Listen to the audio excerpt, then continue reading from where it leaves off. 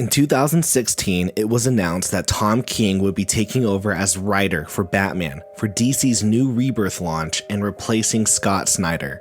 Before Tom King, I had picked up every Batman title for the last 4 years religiously and waited anxiously each month for the next Batman title. 3 months into Tom King's run, I dropped Batman from my pull list. Tom King turned Batman into someone I didn't know, into someone I didn't want to like or look up to. Batman wasn't a hero in this story. He wasn't brave or courageous. He was broken. Tom King was promised a 100-issue run on Batman, but was cut short to 85 issues and would finish out his arc in the upcoming Batman Catwoman book drawn by Clay Mann. Tom King's run on Batman received mixed reception, yet he's still one of the top writers at DC Comics, making comics like Mr. Miracle, Strange Adventures, and Watchmen's Rorschach. Tom King continues to deconstruct characters and ask the question, what if these heroes weren't heroes? What if these heroes were broken? So my question is why? Why is Tom King continually allowed to destroy the characters that we love? Why is Tom King continually allowed to tell stories that don't uplift readers but depress them?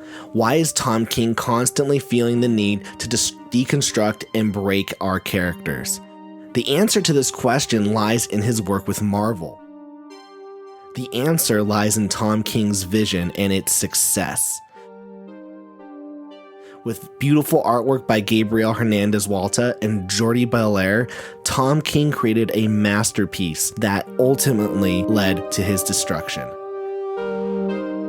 You see, The Vision was considered one of the most celebrated books in Marvel, with reviews like, Tom King manages to take one of the less popular Avengers characters and uses him to tell one of the most poignant superhero books released recently. He dissects the character, finds a thing that really defines him, and turns it into a 12-issue tragedy that shows what happens when the Vision decides to build a synthetic family of his own in an effort to set himself up with a normal suburban life. It's a darkly comic, tragic, and complex look at what it means to be human, and a must-read for anyone interested in seeing how adult and thought-provoking a superhero comic book can be. A similar review stated that if you haven't read this, stop what you're doing and go get it right now. Easily now in my top 5 fave graphic novels of all time. It's very clear to see that the reception that Tom King's Vision had was very positive. In fact, I ordered the first volume on Amazon, and by the end of issue 1, I had ordered the second volume. So what made Tom King's Vision great, and why was the success of this book King's future downfall on future titles? In an interview with CBR.com, he stated, "The new book begins with Vision creating a family, just as Ultron once created Vision. Vision wants to be ordinary, and what's more ordinary than a house, a wife, and 2 loving kids? So he makes a wife, Virginia, and 2 16-year-old twins, Viv and Val. They move to the suburbs of DC, they have neighbors, Vision has a new job, the children start school, Virginia explores possible careers. Everything is perfect, everything is ordinary. Then everything goes wrong, and what goes wrong will shake the Marvel Universe." Issue number 1 of The Vision begins with the Visions moving into their house at 616 Hickory Branch Lane, Arlington, Virginia, and talking about their neighborhood that they live in. We are then introduced to George and Nora, 2 members of the neighborhood who are welcoming the Visions. George doesn't want to be doing this, saying, "I can't believe I'm doing this. Can't believe you're making me do this. They're robots, Nora. They don't want cookies." With Nora responding saying, "They're not robots. I went online. There's something else, like a synth of something." We are then given the main problem that will follow the rest of the Vision story, with George talking about his disgust of Vision starting a family, saying, "Robots making robots, trying to be all, I don't know, trying not to be robots. It's just unnatural. Honey, I love you, but they're toasters. Fancy red toasters. They're not you and me. They don't eat cookies." And with that, we are then introduced to the Visions. We are then taken on a tour of the Visions' home, which seems like any normal human family. They have a family, they have a living room, they have a piano. But they also have odd things in the home, like a lighter from D-Day given from Captain America, an unusual plant gifted by Wanda, and a flying water vase from Zenn-La, gifted by Silver Surfer. As George and Nora leave the Visions' home, we see them discussing the robotic feel of the Visions, while our unknown narrator lets us know the chilling destiny of our story, saying, "So they all said their goodbyes and promised to meet again. Maybe they'd get brunch at that new organic place next to the Italian place. Later, near the end of our story, one of the Visions will set George and Nora's house on fire. They will die in the flames. George's last thought will be of Nora, how he found his true love and regrets little of what came after. Nora's last thoughts will be about the water vase from Zenn-La. She will wonder why it was empty." The story of the Visions is one about examining life and how humans live, interact, feel emotions, and find meaning in life. King said, "The theme of this story is integration, how a family that is not normal lives and thrives in a modern American community. Vision and his family are going through what millions of us have gone and are still going through. Can they be treated as equals? Can they be trusted? Because they're different, does that somehow make them less?" Using the Visions as a way to understand humans, we get moments like these where Vision is explaining to his wife Virginia on how humans use meaningless words in order to assert truth of a meaningless aspect of humanity.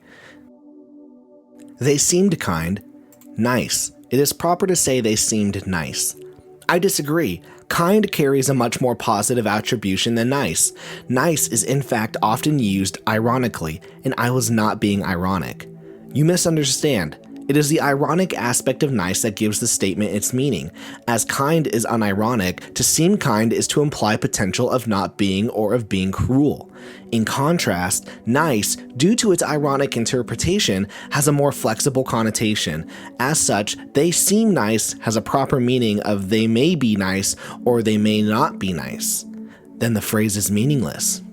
Obviously, to assert as truth that which has no meaning is the core mission of humanity. And to think people say Tom King can't write. Wrong. In fact, if you've read The Vision, you'll notice very fast that Tom King can write. He can write very well. It's only how he writes his characters that readers don't enjoy. As Tom King continues to tell his story of the Visions and examining their life and its meaning, the big question that Tom King asks is this: what happens when we bring in death? What happens when murder is involved with someone we love? Can robots feel the love that is protecting one's child even though they have done something horrifically wrong? Human parents will go to large extents to protect their children. Would a robot do the same? As Tom King continues to deconstruct the Vision and his family, we also see the family falling apart. Not only are they not being accepted into society, a tragedy hits them as a family. The Reaper appears in their home and attacks Viv, which causes Virginia to act as any mother would, by protecting her child, by killing the man who hurt her daughter. When confronted, however, with the reality that she has killed the Reaper in front of her son, Virginia utters one sentence that pushes her into darkness that she and her family will never recover from. "Don't tell your father."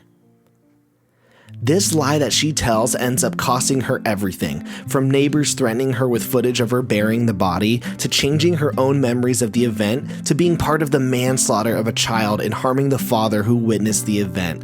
The story dives further into darkness when climactically at the end of the first arc, Vision finds out the truth, and the question that is then asked is, how far will Vision go to protect his family?